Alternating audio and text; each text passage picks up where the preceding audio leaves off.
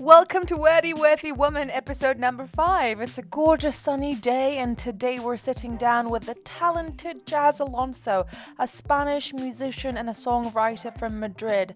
Jazz first made waves as part of the industrial rap duo XVOTO, and now as a solo artist carving her own path in London, UK. She'll talk to us about what it's like to create your own journey as a musician and how she's been featured in games like FIFA, Apex Legends, Valorant, Fortnite, and The Sims. Let's go! Let's shush it out, shall we? It's actually our first time interviewing a musician or anyone who's in the music world, so this is honestly such a privilege. Thank you for having me. Yeah, how did you find music? Was it always something you were initially drawn to? I actually learned how to read because of music, like read words, because I was always singing, and then I begged my mother to let me have singing lessons, but I was only 4 years old, and the teacher was like, I don't take 4-year-olds for singing lessons. And she begged her, and then she finally took me on and started printing lyrics out, and so I started learning how to read by reading along the lyrics. I loved music, and I was writing songs from about the age of 4, Wow. but I didn't think that I would do music. I thought I don't know, act or be a poet or something else. So yeah. About poetry and music, very much hand in hand, and you still write your own songs now. Yeah, exactly. So you said that you learnt to talk and use your words Yeah. by wanting to read Yeah. music. Do you go with a lyric first, or do you go with a melody? Always melody first. Okay. Yeah. So do you fit like a melody around certain words? Like what does that look like? Usually I'll improvise, kind of like, I guess the closest thing would be scatting, you know, just kind of Like jazz babbling. scatting, Well, yeah. no, just babbling melodies without real words, but then you can kind of feel the phrasing, and it feels like there's a word trying to come out. So you might... the sound is first, and Yeah. the words are almost secondary. Secondary, but sometimes that means that then I have way more time to think about what I really want to say, as opposed to, I don't know, having an idea, a preconceived idea. It feels more like I have these little images that I try to place, and it feels a little bit more like poetry in that way. And then it helps with music videos, but also sometimes when I look back at my music videos, I think the narrative's not very clear here. It's more of like a mood piece, you know? But I think that's fine. It's been so great to talk about like your inspiration and how you go about writing music. Do you feel like it's the same? Do you have that similar approach when you also write for other people?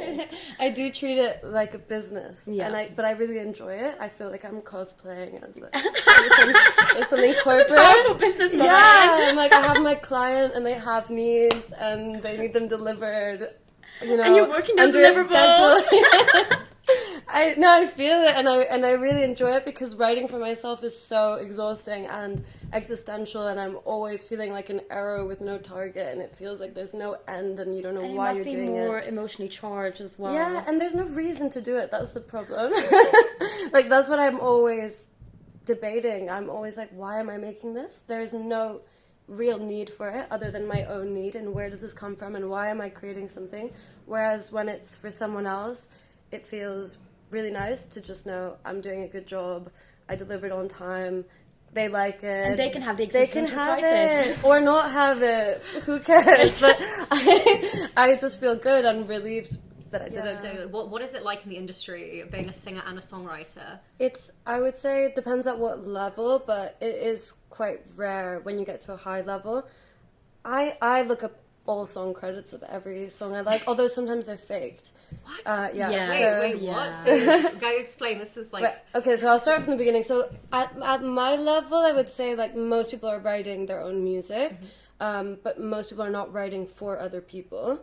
When you get to be like a pop star, most people are not writing their own music. But if anyone who's sitting in a room when a song is written is entitled to a split percentage. You just have to be in the room. You literally just have to be in the room. Someone's manager could be in the room and claim percentage. And it's often seen as good practice to give writing credits to the artist that you're writing for, just to be asked to write for them again, because it's seen as like not worth it to not be asked again for asking for too many credits. This is like the drama around like first authorship on papers. Like I'm being so serious. Yeah. It's so controversial, and like giving like kudos to people of like high power. Yeah. So you said at your level, why do you think that it's common to write for yourself? Is it just because you can't afford it? Do people immediately want to outsource it once they start getting revenue in? Yeah, I mean, I guess most artists at my level would be just an artist trying to maybe get a label to recognize them. Once you have a major label or once you have a big publisher and they're setting up sessions, then they're probably going to get other writers in for you if you want them to. If you're someone like me, I have way too much pride. I have been asked if I wanted writers in before, and I always said no, just because I want to be able to do it Like, myself. how dare you? Yeah, even though I'm like, maybe they would make it better. Well, I think that some people so at a high level, is it just because most people don't want to write for themselves? Most people actually, they just want to stick to the performance, the music. Like, what do you think makes people decide to use someone else? I think it's when they start realizing that using other writers can make a better song, which is why I have too much pride. Because it can definitely make for a better song. I mean, I say I don't work with other writers, but whenever I work with a producer, I really involve them in the writing, and it is so nice to be able to get someone's opinion and not just be, screaming at a wall, but having someone else's ears helping you with something can really help. So I think when the stakes become higher and people want a bigger song and they want radio plays and they want money, they want writers, and that will help them get there. Interesting. Who's involved in the process? Yeah. So obviously at the beginning you have the artist. Yeah. You mentioned like producers. So Yeah. what goes into making like a track?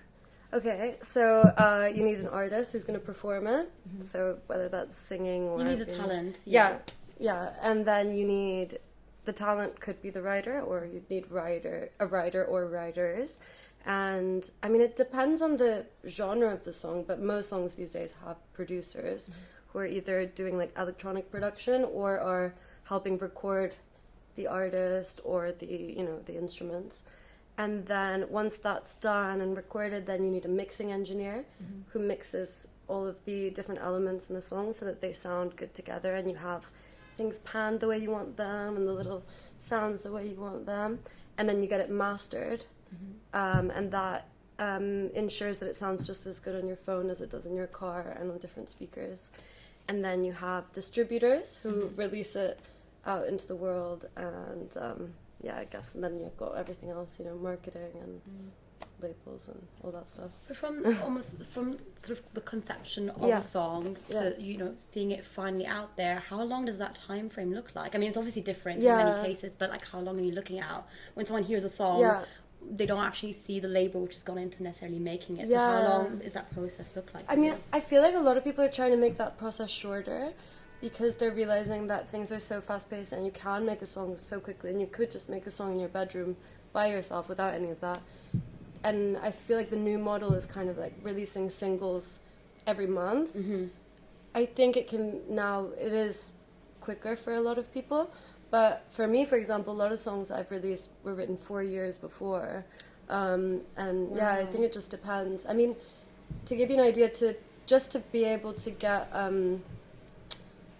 the possibility to be in a Spotify playlist or on radio, they suggest that you upload your songs to distributors like Spotify or Apple Music 3 weeks before you even want it released, and you need to have all of your visuals and everything done before then. So you kind of need a month where the song is completely done before it even hits the market. It's almost like prepping it So that it can be sent out and hopefully give it a good chance at being What's the difference of being an artist when you're signed to a label and you're an independent artist? I mean, I guess like the label's investing in you, but they're also taking kind of like a cut with interest of everything you make. How much do they usually? Sorry, you don't have to. Immediately, that's it. So they take. Like, I'm exposing the industry. because I've heard of the concept of like being a People hate her. People hate Steva.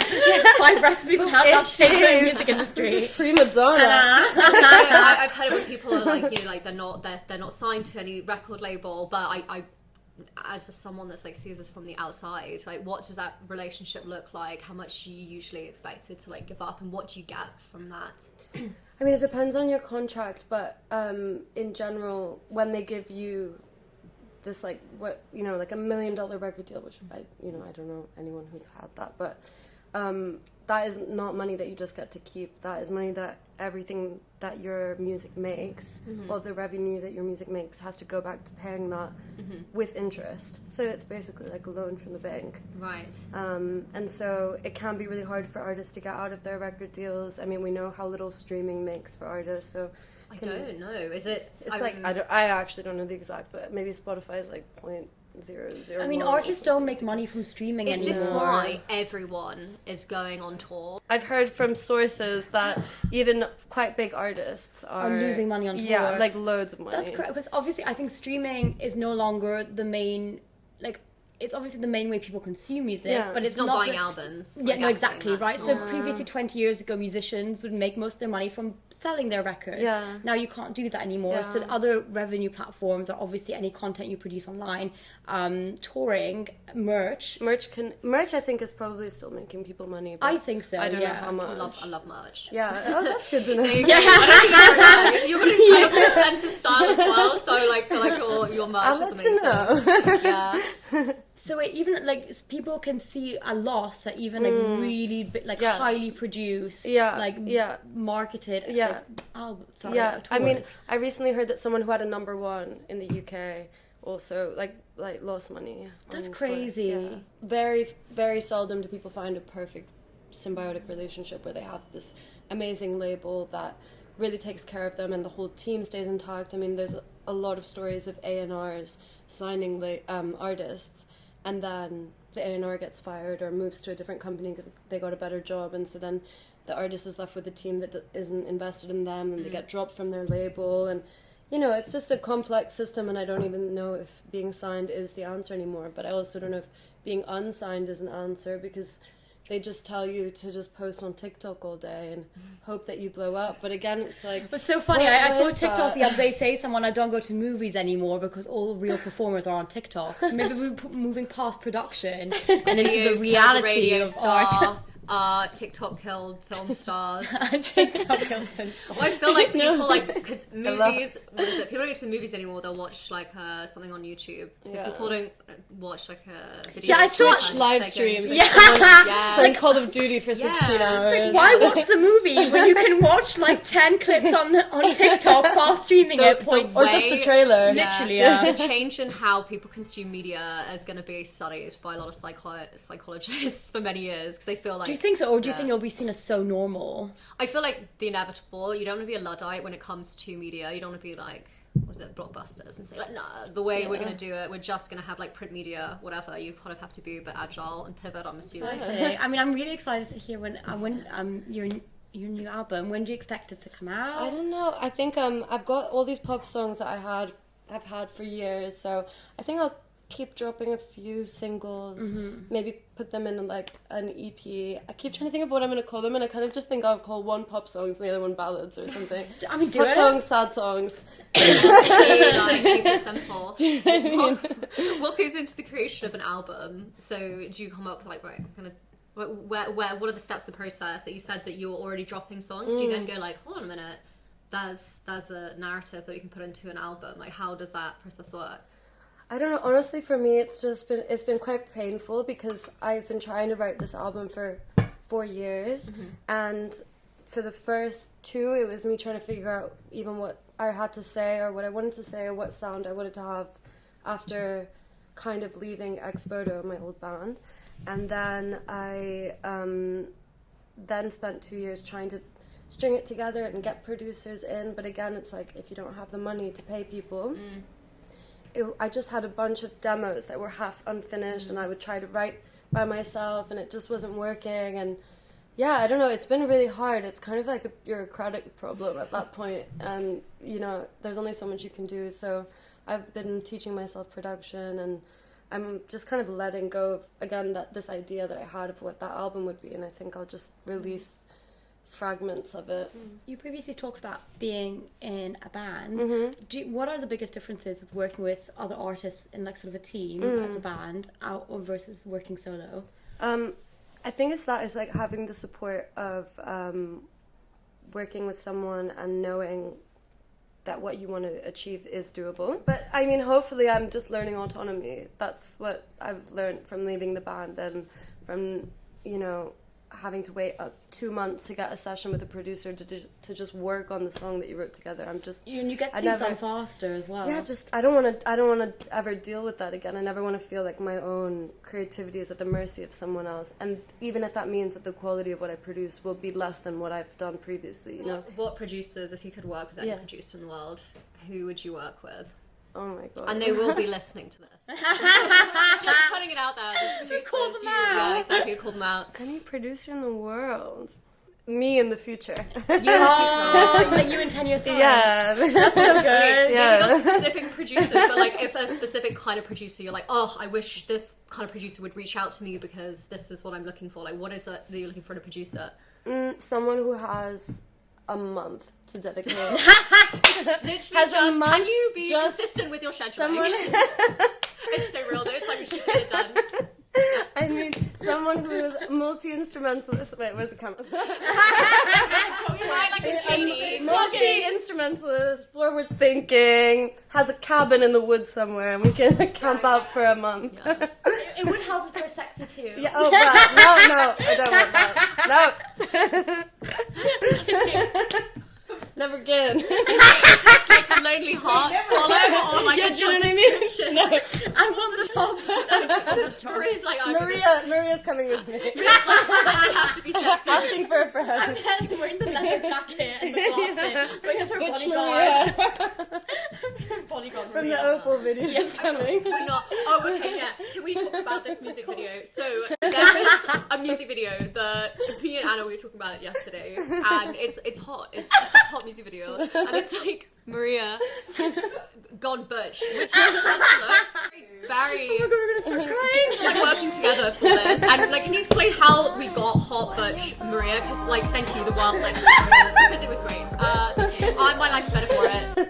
I'm gonna have to start digging up. First, I start off with a really bad haircut, which somehow I made it work. the haircut was what made it. Yeah. No, stop! I looked like I was rejected from Glee. Like, it was so bad. That's so true.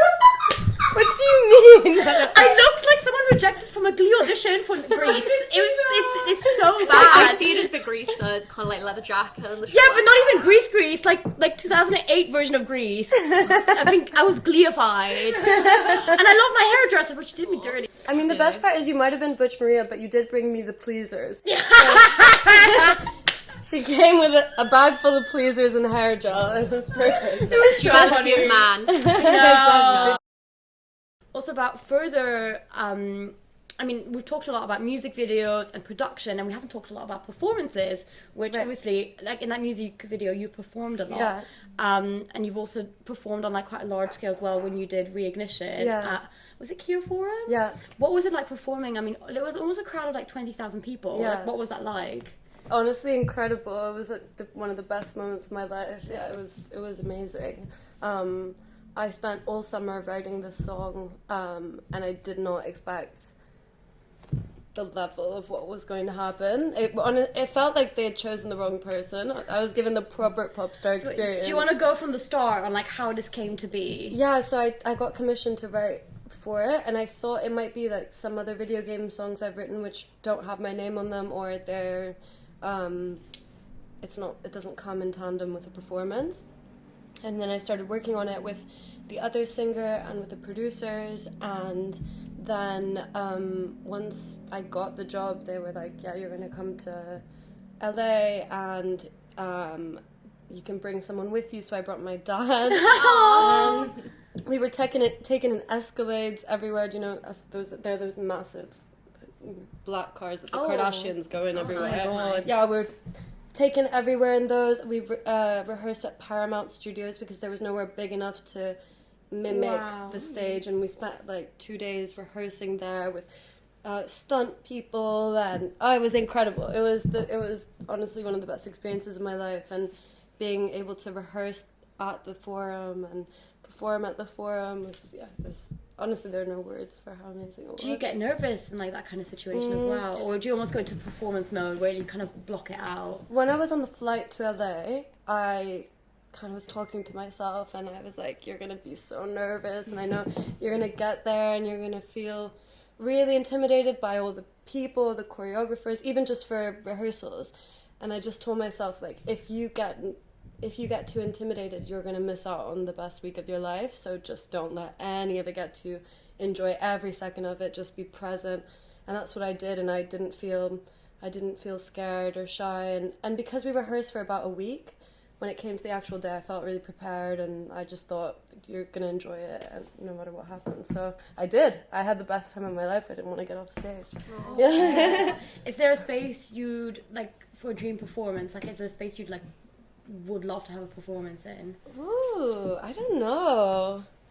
I would love to have a gig anywhere. Yeah, where would I it would be? love to do. I mean, I'm thinking of writing a musical, and I would love to have a proper, like something maybe at like an opera house and with dancers and theater mixed with a performance. Something really, off kilter. I don't know. I mean, it would be amazing to do another like big arena thing, but doing something at a theater, I think, or a big opera house, I think would be amazing. We can't wait to see it. Yeah, obviously. yeah. Wrote for previous video games. Yeah, is that correct? yeah. I think. Did you also do something for Sims? Yeah. That's so good. I'm obsessed. I've literally re-downloaded the Sims. Really? Yeah, Which one? Oh, Sims 2. Okay. The best one. Wow. OG ones. I don't know. I've never really played The Sims that much. But you Are you serious? hire her again, please.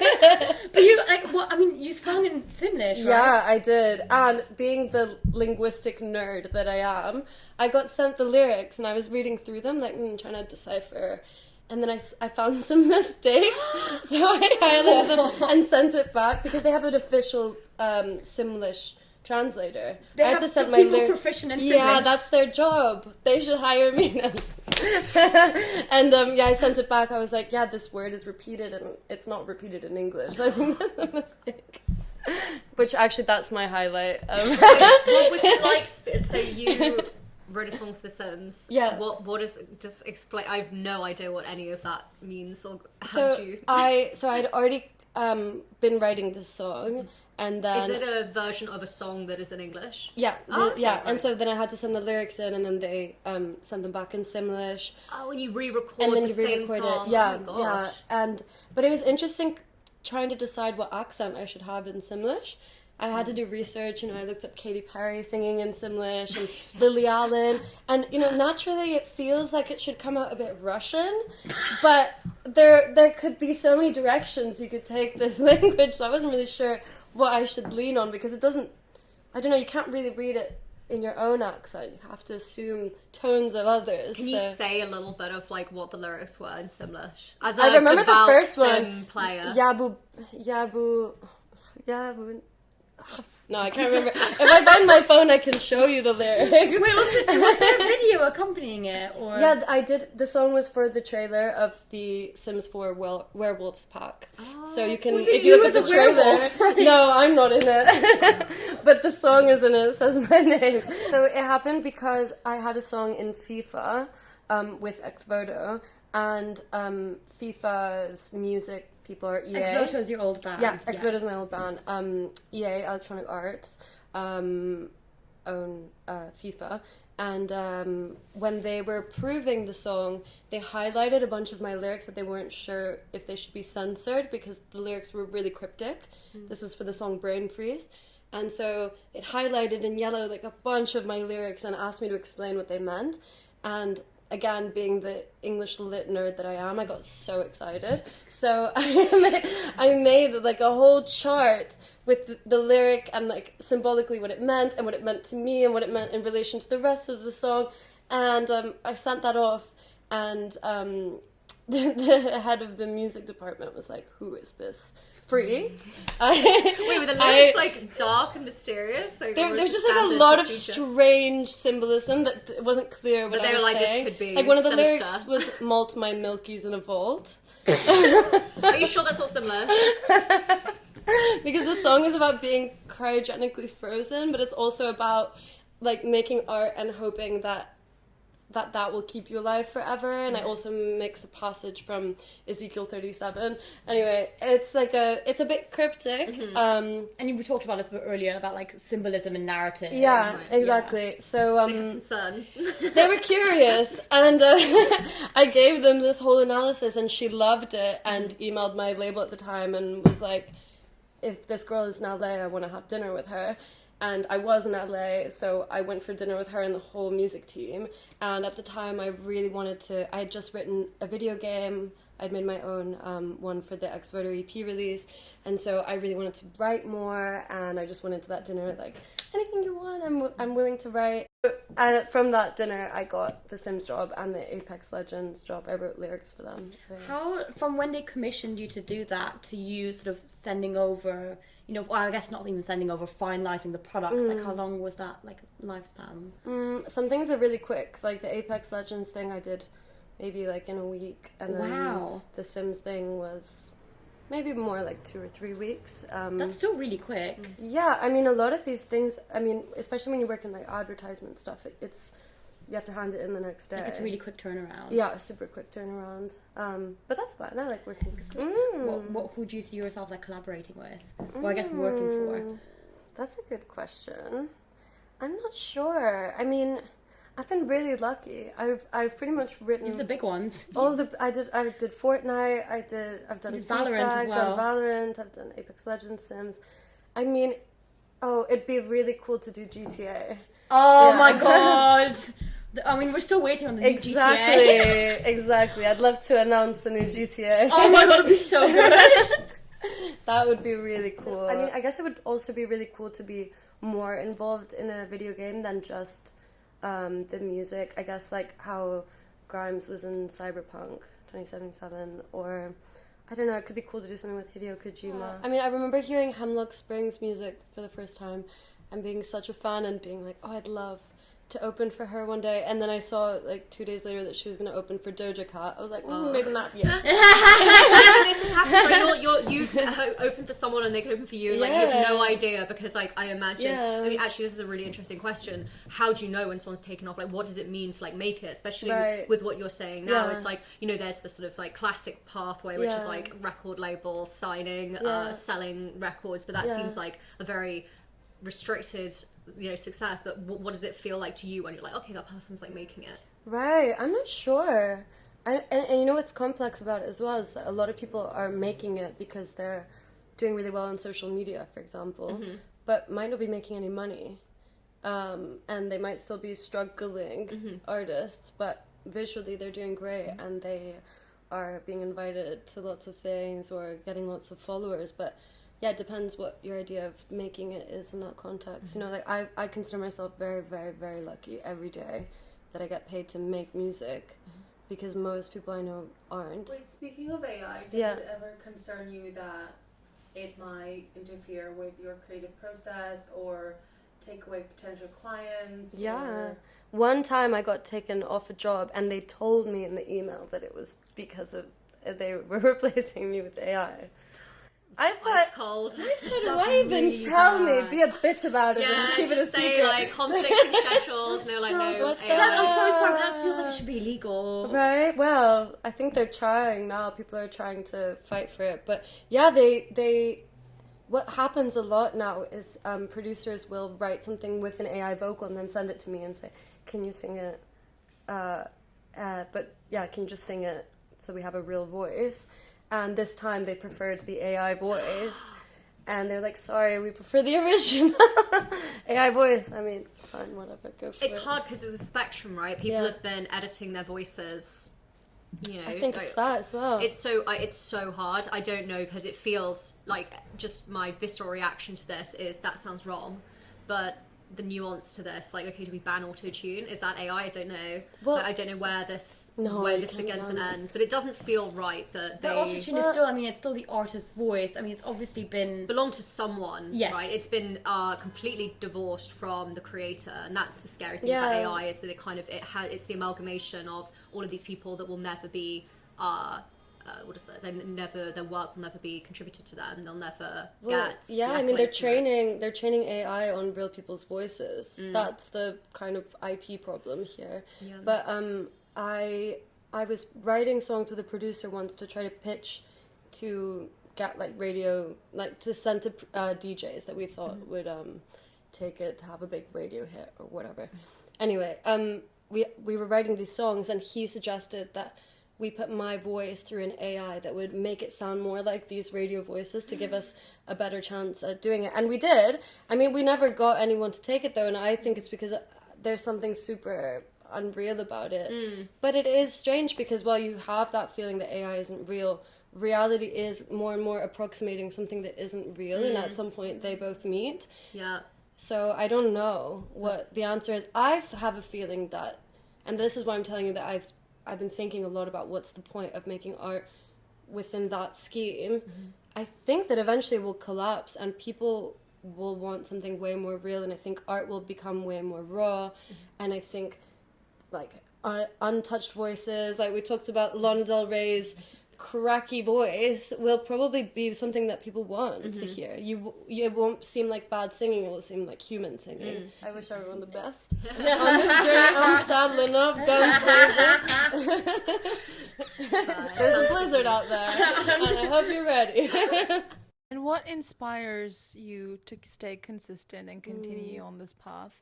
Because I feel like creative pursuits, you really need to be quite determined. Yeah. There are just too many people saying no or just not even replying to you. Yeah. So how do you keep on top of it? I think it's kind of like being insular, I suppose. I mean, I love writing, so I write every day. And I love doing that no matter what would come from that. Being determined to hustle is a bit of a harder one because I definitely go through periods where I don't feel like it. Yeah, I mean, I remember Erykah Badu said she didn't believe in writer's block. She just thinks sometimes you need to download life before you can re-upload it. Exactly. And yeah, I think sometimes you're just downloading, you're just enjoying life, you're sensing it, you're getting a feel for who you are, just to be able to express that in a different way. Yeah, and I feel like also people think that sometimes going through writer's block or, a little slope in your career path or, professional journey, it's a one-off, but I think the reality is it's very much waves. Yeah. Like, you'll get those throughout your life, like whether it's professionally or personally as well. Yeah. It's sort of just seeing that it's never sort of going upwards. It's just, it's just a road, and there are different like little curves around it. Exactly. Yeah, there's nothing to freak out over. It's Yeah. quite enjoyable. I love a vacation. Thank you, guys. Thank you. Oh, you guys are so cute. Guys, this was just the therapy I needed. I just need like to the remind guy- myself how amazing I am. Yeah, you guys should get sponsored by BetterHelp. BetterHelp, come through, please.